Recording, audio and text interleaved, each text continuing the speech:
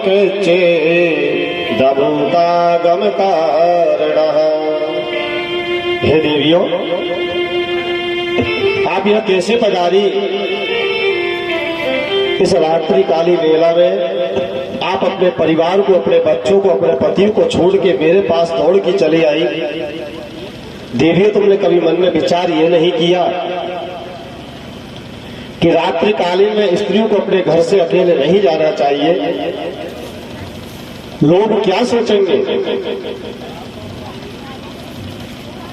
वो कहने लगी, प्रभु आपका जो बंसी की जो धुन थी, मुरली की जो धुन थी, उसको सुनकर हम ठहर नहीं पाई। भगवान कहने लगे, देवियों, इस संसार में सबसे बड़ा है पति। उनकी सेवा करना ही तुम्हारा धर्म है। तुम उनको छोड़ के यहां चली आई। मैं तुम्हें एक दृष्टांत सुनाता हूं कि पति की सेवा करने से क्या फल मिलता है। भगवान कह रहे हैं, गोपी, एक पत्नी थी जो अपने पति की सेवा निरंतर करती थी। एक दिन की बात है कि पत्नी अपने पति की सेवा कर रही है, चरण दबा रही थी। सामने बालक खेल रहा था, छोटा सा बालक है। वो बालक खेलता खेलता चूल्हे के पास चला गया। चूल्हे में अग्नि थी, पर पति के सेवा के प्रभाव के कारण वो बालक अग्नि में गिर तो गया, पर अग्नि ने उसका कुछ नहीं बिगाड़ा। जो स्त्री पति की सेवा करती है, उसका ठाकुर जी स्वयं रक्षक बन जाता है।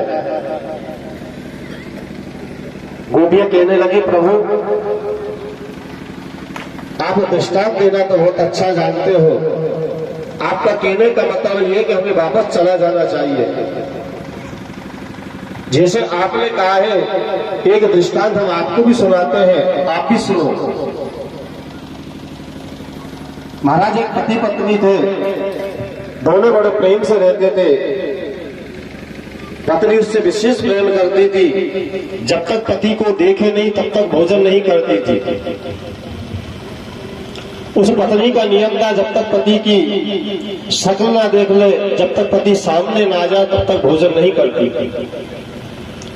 एक दिन की बात है कि पति को परदेश जाने के लिए काम आया। उसने अपने पत्नी से कहा, देवी, मुझे कुछ कार्य के लिए, कुछ समय के लिए बाहर जाना पड़ेगा।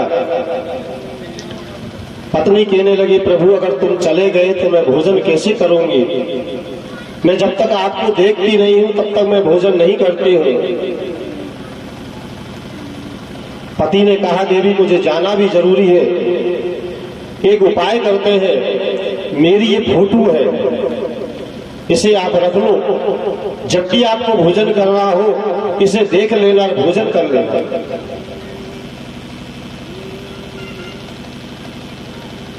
गोपियां कहने लगी, प्रभु समय व्यतीत होता चला गया। एक दिन की बात है, वो पत्नी अपने पति की फोटो की सेवा कर रही है। उसी समय जो उसका पति विदेश गया था, वो भी आ गया। वो दरवाजा बंद करके पति की सेवा कर रही है। पति बाहर खड़ा हुआ है, दरवाजा खटखटा रहा है। अब महाराज, आप ये बताओ, उस पत्नी का क्या धर्म है? उसे फोटो की पूजा करते रहना चाहिए या उसका जो पति है, जो आ चुका है, उसके लिए दरवाजा खोलना चाहिए? भगवान ने कहा, इसमें पूछने की क्या बात है? जब उसका पति आ ही चुका है तो फोटो से क्या काम है? उसे पति के लिए दरवाजा खोलना चाहिए। गोपियां कहने लगे, प्रभु हम जीत गए और तुम हार गए। ये संसार में जितने भी पति हैं, ये फोटो है। इन्हें एक दिन जाना है, और तुम जो हो, जो जगतपति हो, जो हमेशा अमर हो, हम उनको छोड़ के आपकी शरण में आ गए प्रभु। अब हम वापस जाएंगे तो हमें कौन ग्रहण करेगा। भगवान समझ गए कि ये गोपियां निर्विकार हो चुकी है। भगवान अपनी बांसुरी बजाने लगे, मुरली की ऐसी धुन बजाई कि सभी गोपियां आनंदित हो गई, चारों तरफ आनंद छा गया। शीतल शीतल हवा चल रही है, मंद मंद खुशबू आ रही है। सभी देवी देवता आकाश मंडल में स्थापित हो गए। सुखदेव मुनि वर्णन कर रहे हैं, राजन, जितनी गोपियां थी उतने ही भगवान ने अपने रूप प्रकट कर दिए। हर गोपी को ये लगने लगा कि भगवान मुझसे ही प्रेम करते हैं। भगवान राधा रानी के साथ में रास रचा रहे हैं, अन्य गोपियों के साथ में भी रास रचा रहे हैं। उसी समय गोपियों के मन में अहंकार आ गया। देखो हम कितनी भाग्यशाली है, हम भगवान से कितना प्रेम करते हैं, हमारे प्रेम में भगवान कितना वशीभूत हो गया है कि देखो सब गोपियों को छोड़ दिया और सिर्फ मेरे साथ ही नृत्य कर रहे हैं। दूसरी भी सोच रही है, सब गोपियों को छोड़ के मेरे साथ नृत्य कर रहे हैं, पर मैं करते करते मन में अहंकार उत्पन्न हो गया। भगवान कहते हैं कि जहां अहंकार आ जाता है मैं उस स्थान पर रुकता नहीं हूं। उसी समय भगवान ने एक ही क्षण में अपने सब रूप जितने भी स्थापित किए सब गायब कर दिए और राधा रानी को लेके और आगे चले गए। जैसे ही सब गोपियों ने देखा रोने लगी, हे प्रभु हमने जीवन पर्यंत सिर्फ तुम्हारा ही भजन किया, तुम्हारे नाम का स्मरण किया। हम जिसको भी देखते थे सिर्फ तुम्हारे ही स्वरूप में देखते थे। ऐसी मुझसे क्या गलती हो गई, ऐसा हमसे क्या अपराध हो गया, हमें मझधार में छोड़ के तुम चले गए। पेड़ों से पूछ रही है, किसी ने हमारे भगवान को देखा है, किसी ने कृष्ण को देखा है। राधा रानी भी विलाप करने लगी। सभी गोपियां हाथ जोड़ के भगवान से प्रार्थना करने लगी। गोपी गीत गाने लगी, कहने लगी प्रभु हमारे अपराध को क्षमा करो, हमसे बहुत बड़ा अपराध हो गया कि हमें अहंकार आ गया कि प्रभु हमारे ही है और किसी के नहीं है। आप तो सर्वेश्वर हो प्रभु, एक बार दर्शन तो दीजिए।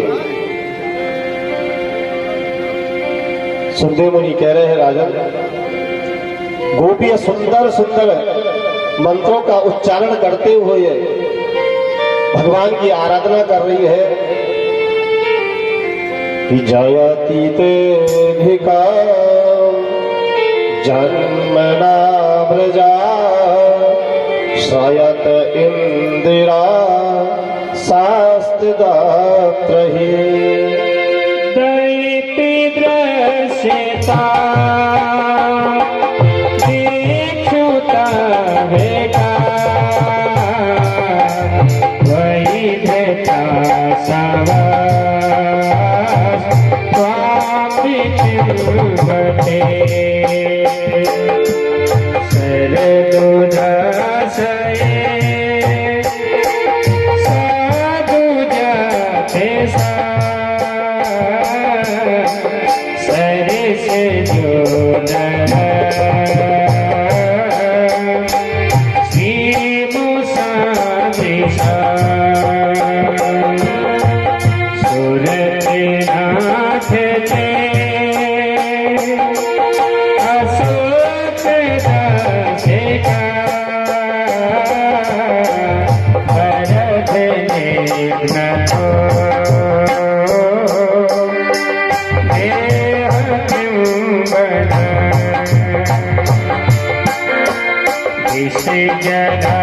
पिया ज्ञान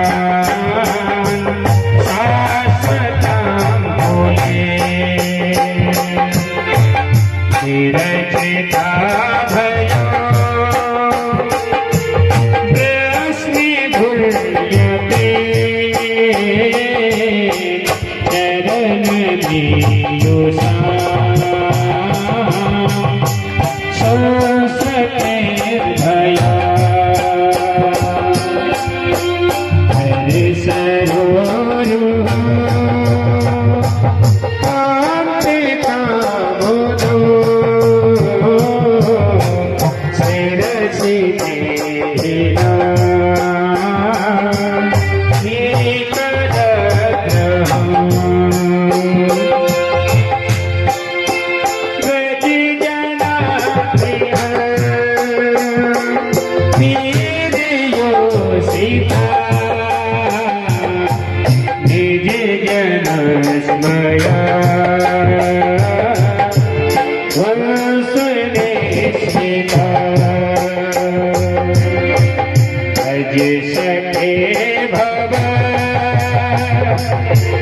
किंकरी स्मरो जल रुहदना चारु दशय करते देखिना पाप परसना धन चरण कमल सीन के तेना धन पराधिना ते पदा भुजा गुण पूछे सदा गंभीरेक्षयम् मधुरया गिरा बहुबाकया मोद मधुरया पुष्करेक्षणा इति करीरे वीर मुयति रधर सिरोना ध्याय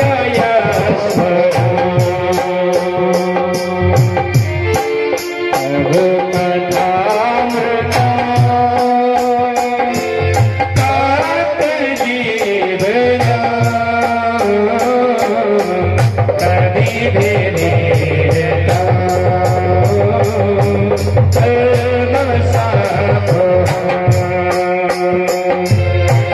श्रवण मंगल श्रीमदाथ भूमि ग्रहते भूरि भजना भूरि भजना।